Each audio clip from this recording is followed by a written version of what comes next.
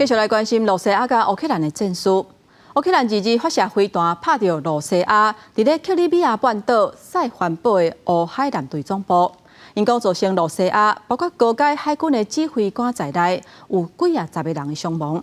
罗西亚指控讲，西方是透过军事援助直接参与这场战争。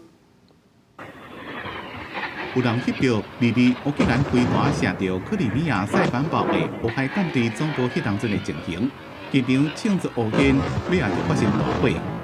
对卫星空拍图的对照，会当看到目标地点受损正严重。乌克兰军方伫咧23发表声明，讲这边的攻击造成几60位俄军占领者死伤，也佫包括乌海舰队的高阶指挥官。俄罗斯国防部是讲有一位军人殉职。 要改讲是失踪。伫这份几个月，俄军的反攻直接锁定伫咧乌海的港口城市塞凡堡。顶礼拜讲，摧毁涵盖着克里米亚半岛的 S-400防空飞弹连。这几波的攻势，英国甲法国所提供的防暴暗夜巡弋飞弹是长程的攻击主力。美国总统拜登也同意提供乌克兰300公里射程的长程陆军战术飞弹系统。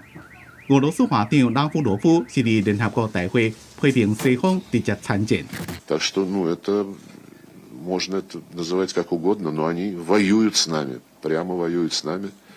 Мы называем это гибридной войной, но от этого дело не меняется. 虽然美国方面表示无想要甲同款是核武国家的俄罗斯直接对抗，不过拉夫罗夫讲，西方去年以来向乌克兰所提供的几60亿美金的军备。 另外，还有大量的情报支援加军事顾问，指控西方力量伫咧实际上正利用乌克兰人的双手加身体来对抗俄罗斯，是真正的讲白贼的帝国。